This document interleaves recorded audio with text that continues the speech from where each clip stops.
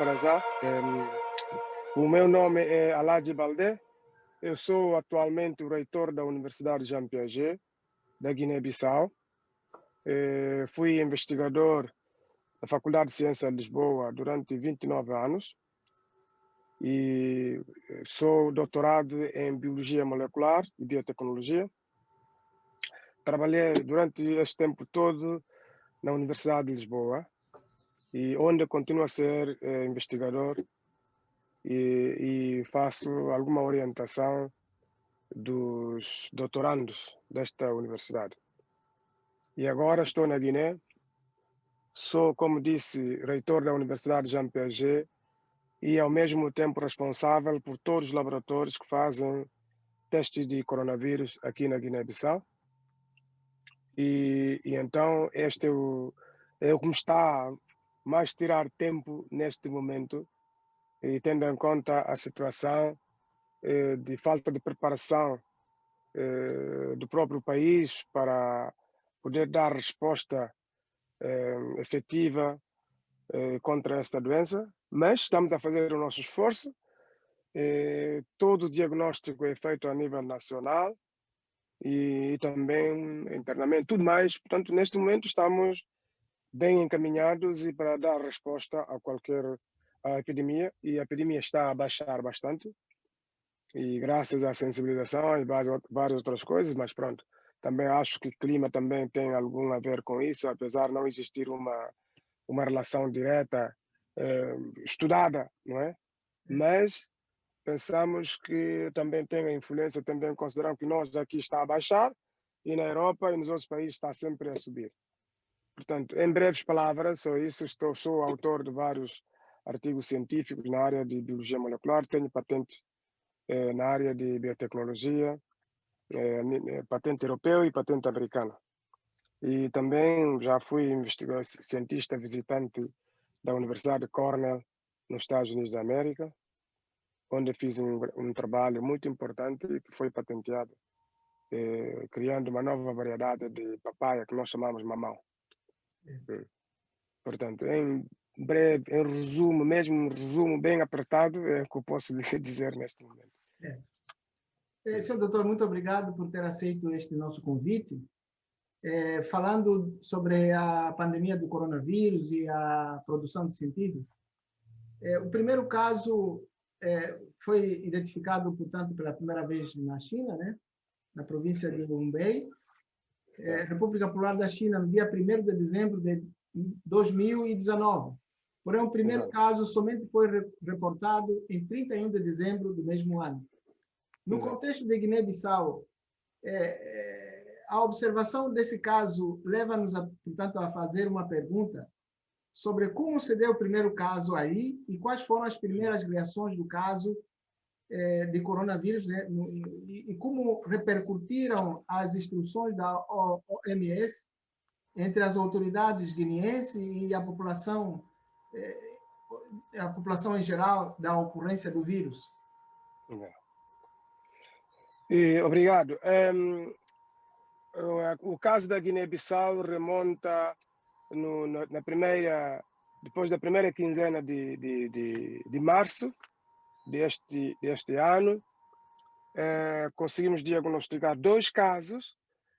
Um caso, portanto, foi importado diretamente da Índia, não sei se Índia ou não, mas é um viajante indiano que viajou e atravessou muitos países europeus e chegou aqui na Guiné-Bissau.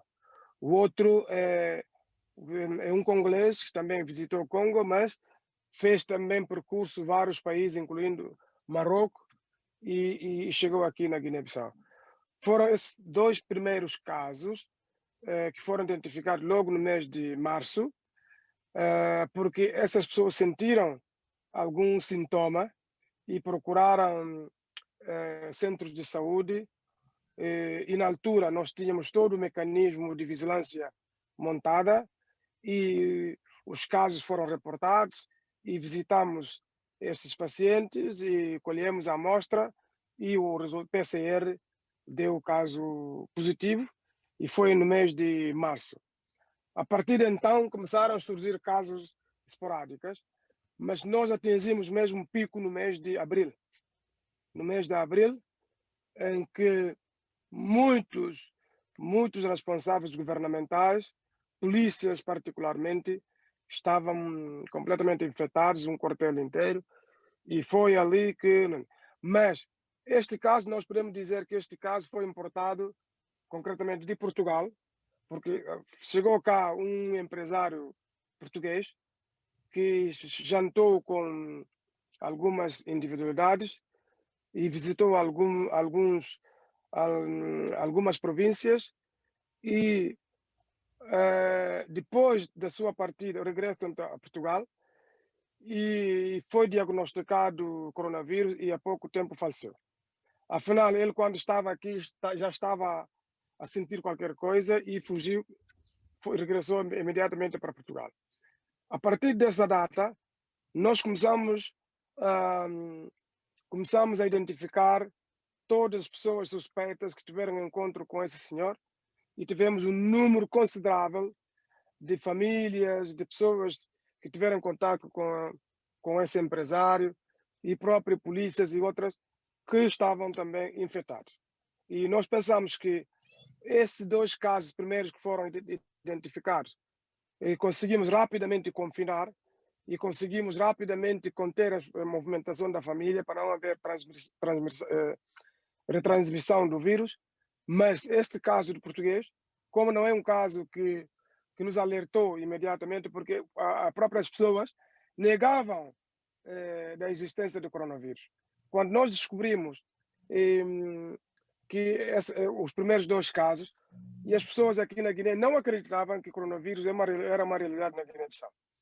Então, nós tivemos que lutar contra a média, contra alguns políticos que eram contra o atual governo e que espalhavam notícias de que o coronavírus na Guiné-Bissau não era verdade e que nós estávamos a declarar a existência do coronavírus porque queremos mobilizar fundo a partir da comunidade internacional.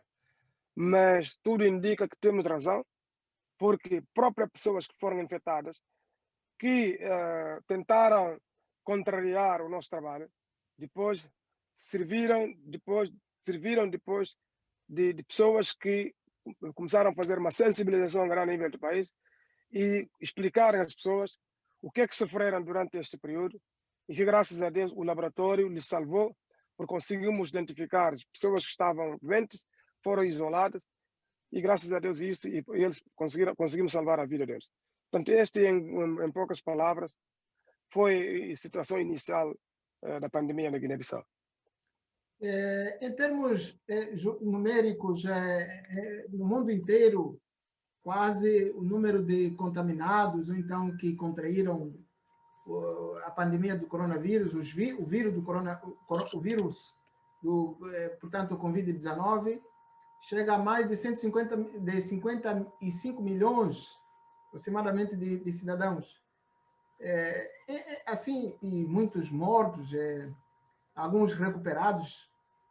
Em termos numéricos, em Guiné-Bissau, mais ou menos quantas pessoas foram contaminadas e quantas foram deram em óbitos e quantos recuperados? É possível fazer este mapeamento? Bom, número exato neste momento não posso lhe dizer, porque todas as semanas fazemos cerca de... O país é pequeno, mas conseguimos fazer cerca de 1.600, 1.700 testes, né? Não baixamos o braço. E conseguimos ter cerca de 2.500 e pouco pessoas que deram positivo, não é? Infelizmente tivemos cerca de 41 óbitos, né? 41 óbitos, infelizmente, e neste momento temos cerca de 2.000 recuperados, completamente recuperados, e não temos casos de internamento neste momento que eu estou a falar consigo, não temos casos de internamento no hospital. Temos 3 hospitais que fazem internamento com o caso do Covid e neste momento não temos ninguém internado com suspeita de Covid. E por isso...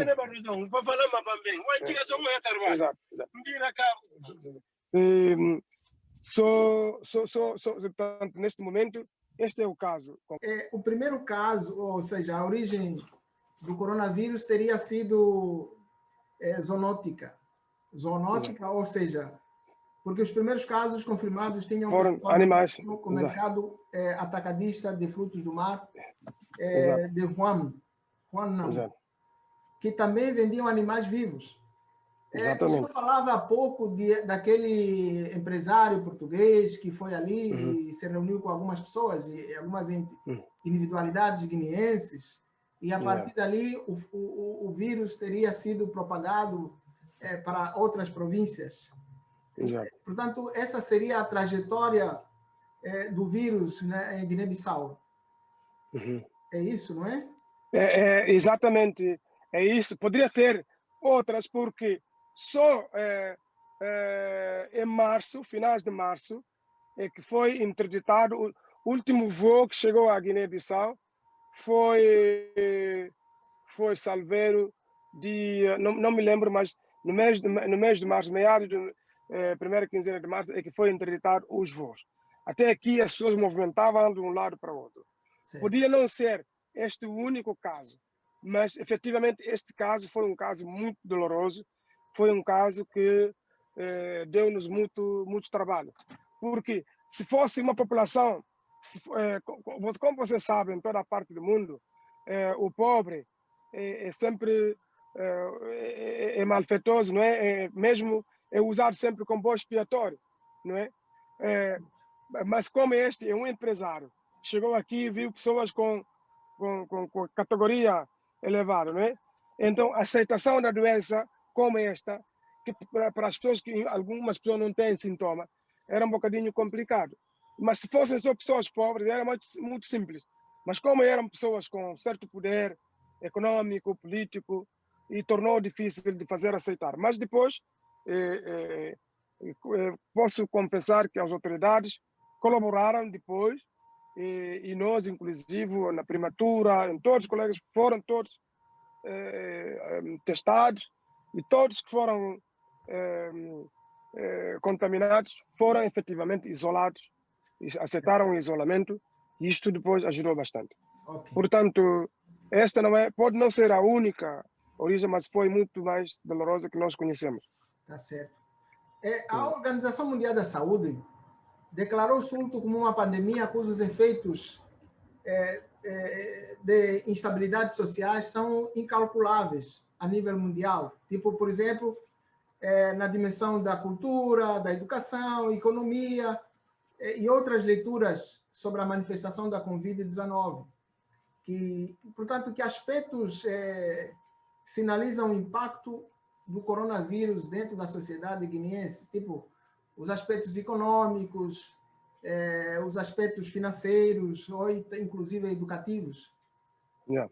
Bom, na Guiné-Bissau o impacto é enorme, porque para já, só agora que as universidades e as escolas estão a funcionar. Durante este período de pandemia, já viu, os alunos perderam praticamente um ano. Certo. Não é? Esse impacto na vida desses estudantes é muito grande. E os doentes, outros doentes com comorbidade, por exemplo, doentes com HIV, outros, que deveriam deslocar-se diariamente ou mensalmente, procurar medicamentos nos hospitais que estão gratuitos, não podiam deslocar porque não havia transporte público e tudo ficou parado, não é? E não eu fiz a comparação do número de óbitos das pessoas que estão com HIV do primeiro semestre de 2020 e do primeiro semestre de 2019, vi que o número subiu bastante, não é? Portanto, o impacto a nível de saúde foi grande, porque todo o esforço governamental e dos parceiros foram direcionados para combate à Covid, e outras áreas foram simplesmente deixadas de lado, não é? Durante muito período. Isto foi dramático na vida das pessoas. A nível da economia, como você sabe, nós não temos grandes empresários neste país. Não temos, grandes empresários são poucos, não é? E temos poucas empresas. A população vive do trabalho dia a dia, do comércio informal, tá a ver? E com a interdição com o confinamento, ninguém pode sair a partir de uma determinada altura, não se pode vender nada. Então foi dramático para a população simples, né? Porque em todos os níveis, podemos dizer assim que em todos os níveis da vida social, econômica, foi afetada. Não falando da cultura, até hoje ainda não se pode desenvolver nenhuma atividade cultural, porque de facto estamos no período ainda de confinamento, ainda não está totalmente, apesar das pessoas estarem mais ou menos coisa, né? Portanto, foi um impacto muito grande. E nós, não, ao contrário dos países europeus, as empresas, as universidades têm apoio direto do Estado através de um financiamento, linha de financiamento especial, né? Nós aqui, isso não acontece, cada um vai vivendo, de facto, com as suas dificuldades e vamos resolver os problemas dia a dia. Certo. Okay, muito obrigado. E a nível, a OMS indica como estratégia para prevenir a transmissão da doença uma boa higiene pessoal, lavar as mãos com água e sabão, evitar tocar os olhos, o nariz ou a boca com as mãos sujas e tossir, ou expirar com um lenço de papel e colocar o lenço diretamente num recipiente de lixo. Depois também fala-se do uso de cartazes de conscientização e de prevenção, o uso de desinfetantes para as mãos, o álcool com 70% do volume, o sabão e água, enfim, o distanciamento social ou físico, que consiste justamente naquilo que o senhor falou há pouco, da não deslocação, o fechamento das escolas, que o senhor também falou, os trabalhos, os estádios, teatros, shopping shopping centers. Portanto, estamos a falar da prática das quarentenas, a ventilação, exatamente, a filtração do ar.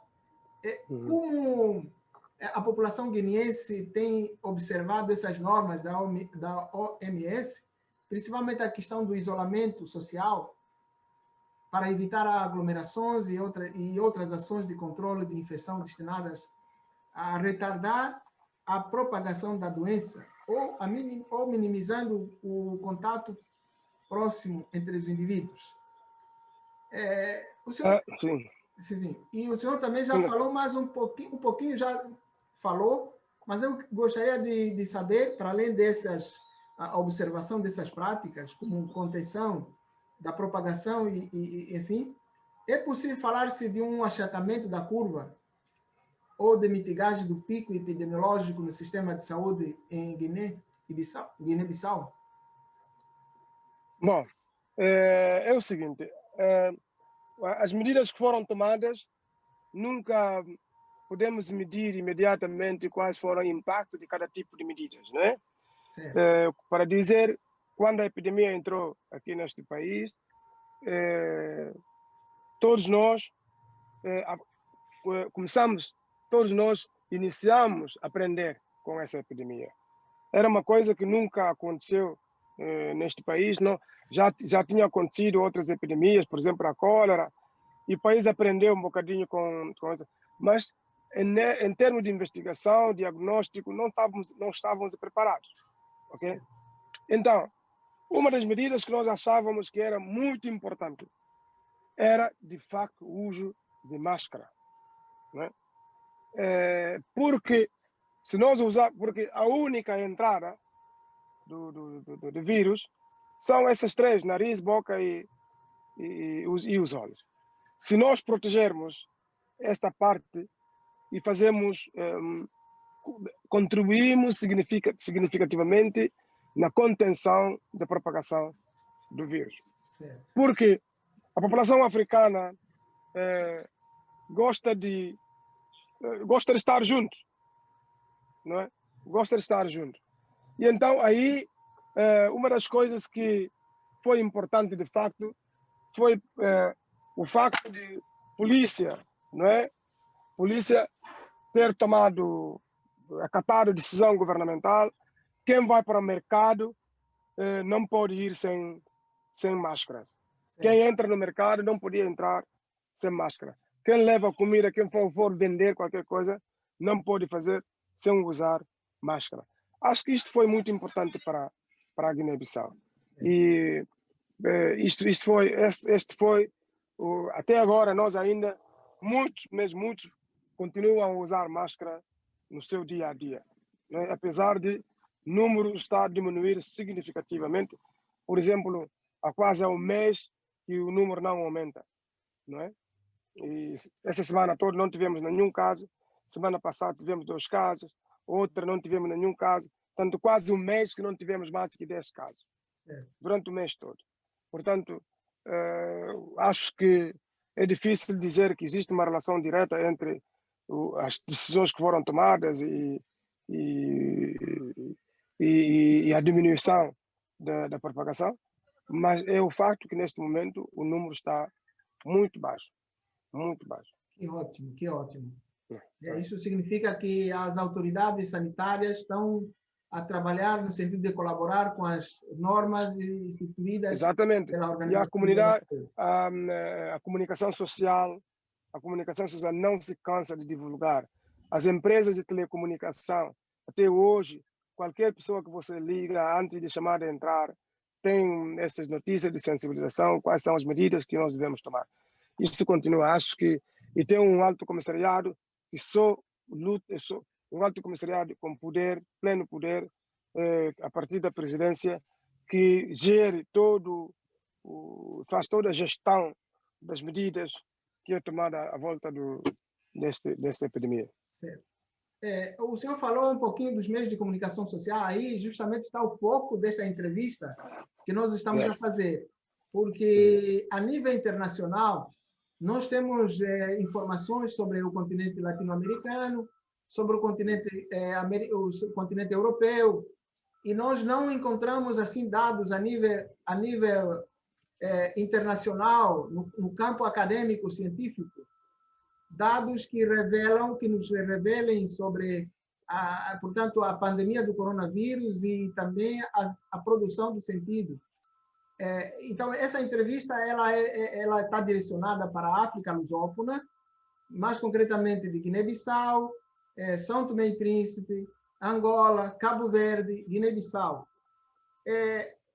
Quando o senhor falou da mídia, portanto, a mídia local, guineense, a ausência dos dados internacionais da África lusófona, na sua opinião, é uma opinião pessoal, não é uma opinião, não estou pedindo que o senhor fale a nível científico, mas que o senhor fale pessoalmente, como um profissional de saúde, e também agora como um pesquisador e investigador, portanto, na área da saúde.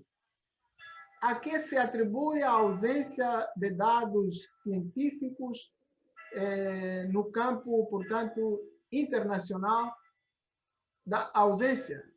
Deve ser, portanto, a mídia local ou a mídia internacional? A ausência dos dados da África lusófona, no seu ponto de vista?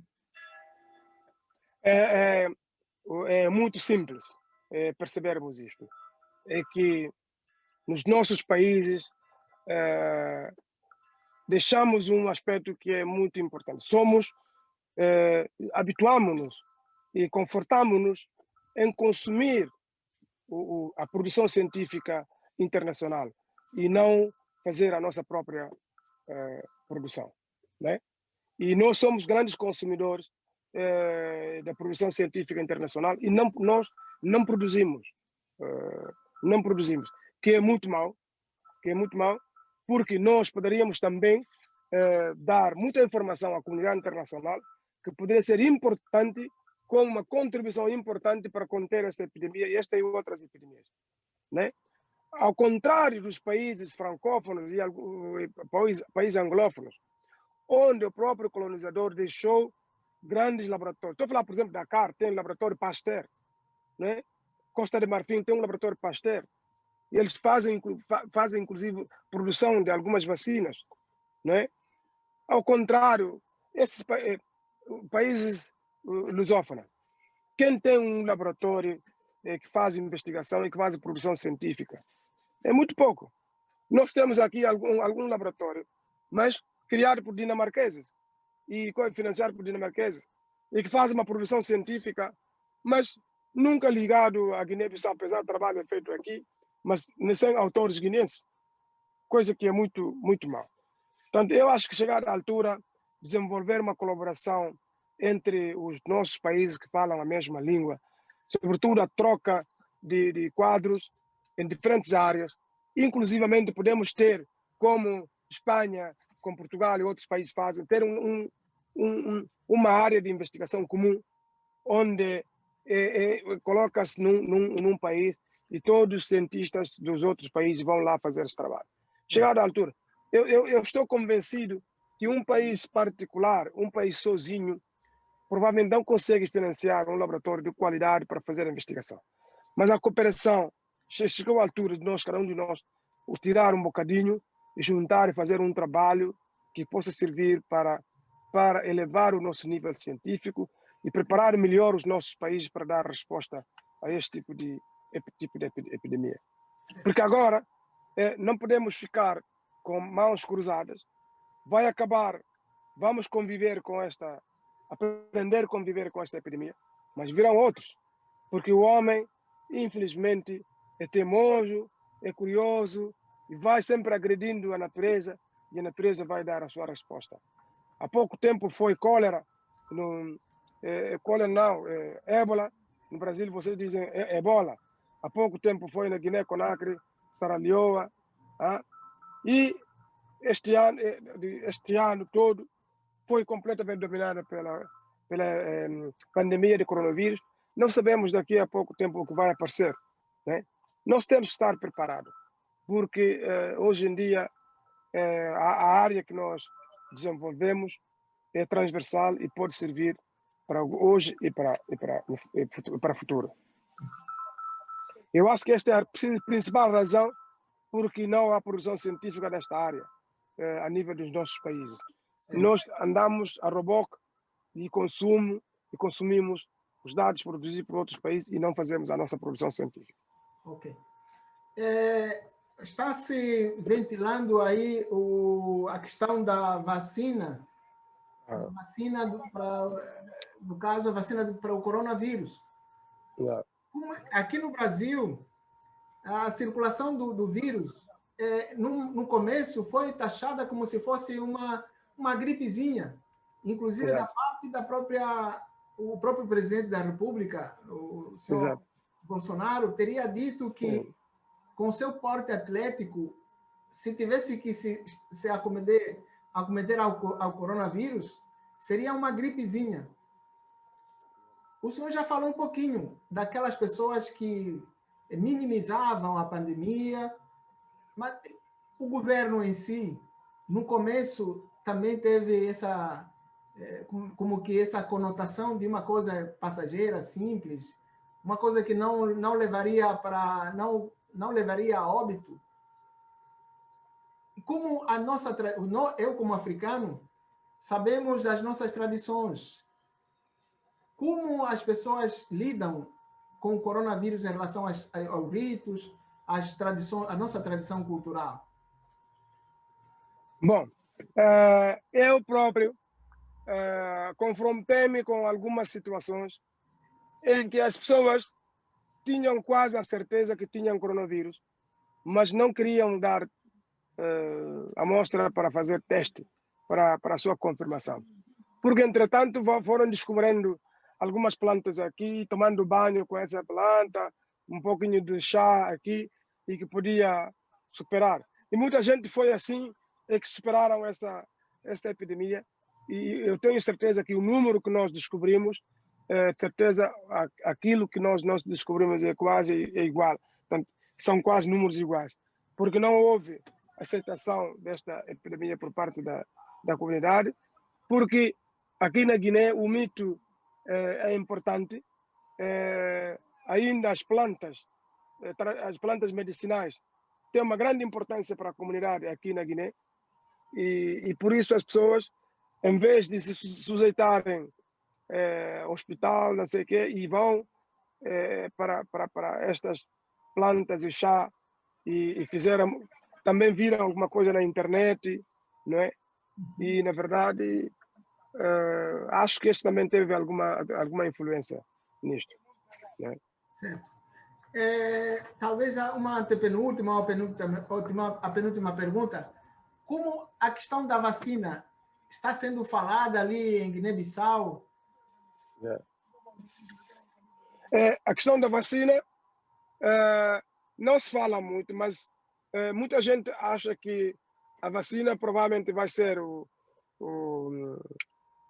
Salvador, não é? Vai salvar as pessoas, porque eu estou neste momento a preparar para a segunda vaga que possa aparecer aqui na Guiné-Bissau e estou a pensar que lá para depois da primeira quinzena de dezembro até final de janeiro podiam ser cruciais para o trabalho que estamos a fazer. Agora temos que nos preparar, os laboratórios têm que se preparar. Eu acho que poderemos ter alguma segunda vaga, mas se prepararmos muito bem. Agora, fala-se muito da vacina. Eu estou de acordo que a vacina pode jogar aqui um fator muito importante. Agora, o problema é que vai depender do preço que isto vai ser vendido. Sim. E quem é que vai custear? Se é o país, se é organizações internacionais, se vamos ter ajuda ou não. E aí é que estará, a diferença vai ser aí, né? Só a título de esclarecimento, ou então talvez por uma coisa que talvez não tenha ficado clara, quando o senhor falou para preparar-se, seria no sentido de preparar-se para uma possível segunda onda da Covid-19 em Guiné, por exemplo, como está acontecendo nos outros países europeus? Era nesse sentido? Exato. Não, era nesse sentido porque nós continuamos a ter voos de um lado para o outro. Certo. Né? E neste período, é um período em que há um bocadinho de frio e há muito gripe. Vírus de gripe normal, vírus sazonal, é muito forte neste período aqui na Guiné-Bissau. Então, com esta vai e vem das pessoas, apesar de ninguém sair daqui sem fazer teste, ninguém sai de lá sem fazer teste. Mas nunca sabe, a pessoa pode fazer teste e dar negativo quando está contaminado. Certo. Sabemos isto. E então, temos que estar preparados e poderá haver casos esporádicos e que, se não tomarmos muito cuidado, poderemos ter aqui problemas sérios. Okay. Né? É nesse sentido que eu estou dizendo isto. Tá certo, muito obrigado. Quando o senhor falou de uma incógnita sobre de onde viriam, portanto, os investimentos, os recursos financeiros, serviriam do próprio país, portanto, do Estado guineense, ou então de um Estado europeu, ou sei lá, de uma outra fonte. O senhor poderia dizer mais ou menos como está sendo o investimento do governo santomense na área de saúde? Governo guineense, né? Isso. Não, para dizer a verdade, nunca houve tanto investimento na área de saúde como agora. Certo. E todo o pagamento do pessoal, por exemplo, que anda no Covid, está a ser segurado pelo governo.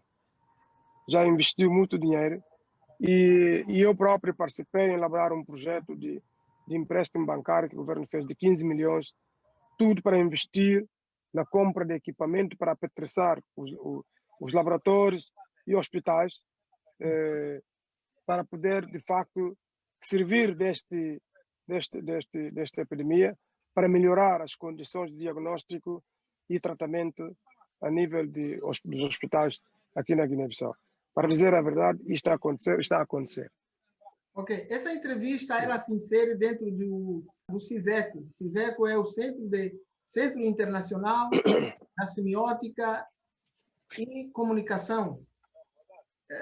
Gostaria que o senhor desse uma última recomendação, deixasse algumas recomendações da comunidade científica a respeito da importância que nós, no caso, nós comunicólogos e nós profissionais da saúde, precisamos desempenhar para conter este surto, ou então essa pandemia do coronavírus, não só a nível dos nossos países africanos, como também a nível internacional, porque somos 5 países africanos de língua oficial portuguesa e que, como o senhor mesmo falou, é necessário que haja um laboratório como que conjunto para que possamos produzir conhecimentos a respeito de qualquer enfermidade. Hoje o senhor falava, citava duas enfermidades, a pandemia do coronavírus e também falou da ébola e da própria cólera.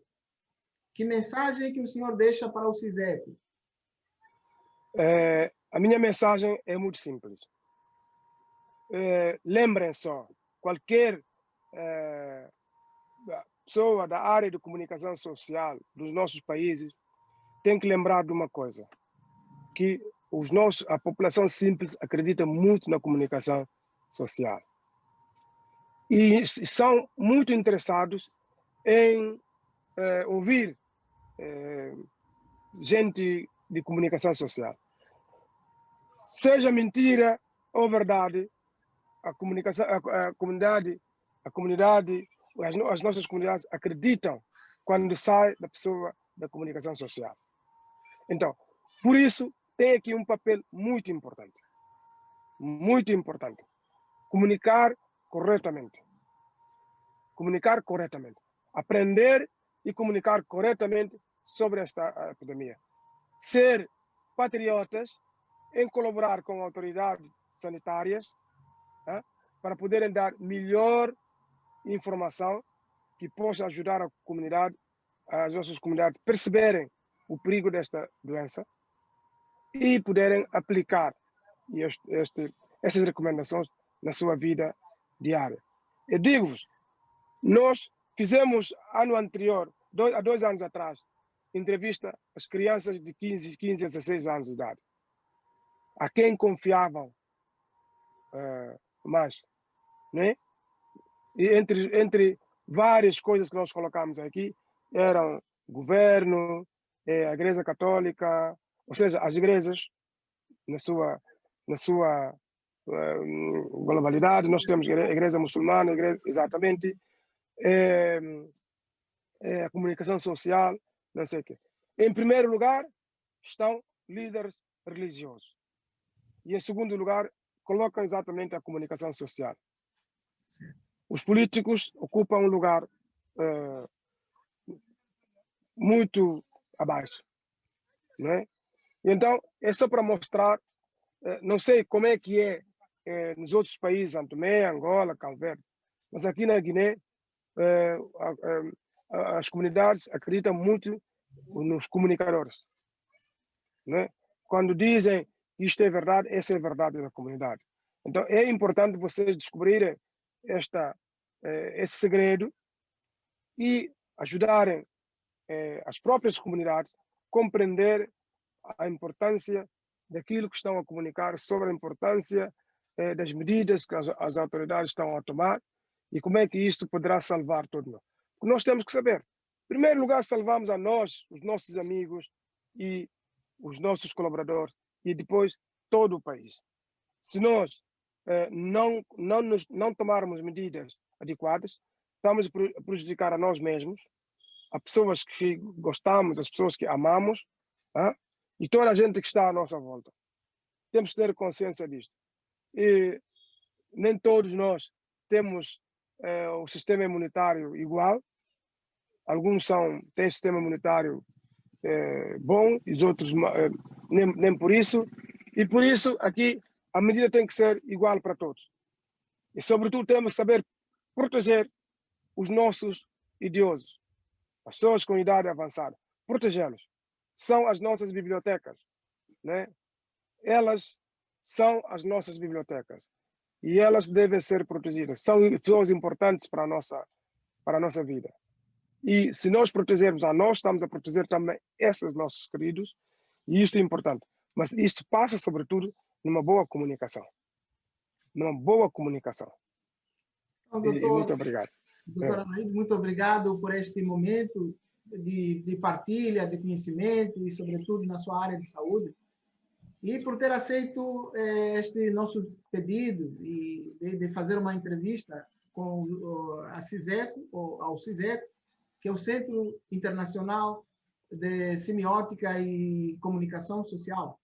Portanto, pensamos, a partir desta entrevista, acredito nós estabelecermos um laço para possíveis outros assuntos ligados à área da saúde e que de certeza, nos aproximarão muito mais enquanto comunidade científica, científico-acadêmica, porque o senhor é reitor da Universidade de Piaget, e provavelmente eu vou entrevistar mais outros, talvez não sejam diretores ou reitores de universidades, mas profissionais da área de saúde, para acolhermos também alguns depoimentos sobre a pandemia e a circulação do científico.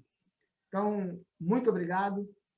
Que Obrigado, eu. continue nessa grande missão de salvar vidas e almas, trabalhando assim para o bem não só da população guineense, porque o senhor, como reitor, está a fazer como que a produzir o conhecimento para a África inteira e também para o mundo.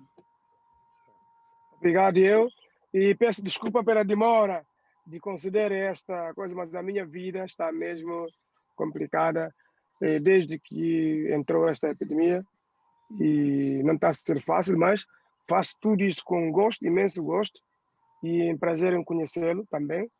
E somos o mesmo povo, falamos a mesma língua, temos a mesma cultura e temos que trabalhar em conjunto, em parceria, para engrandecer os nossos países, em qualquer sítio onde nós estamos, porque, ao fim e ao cabo, os nossos países,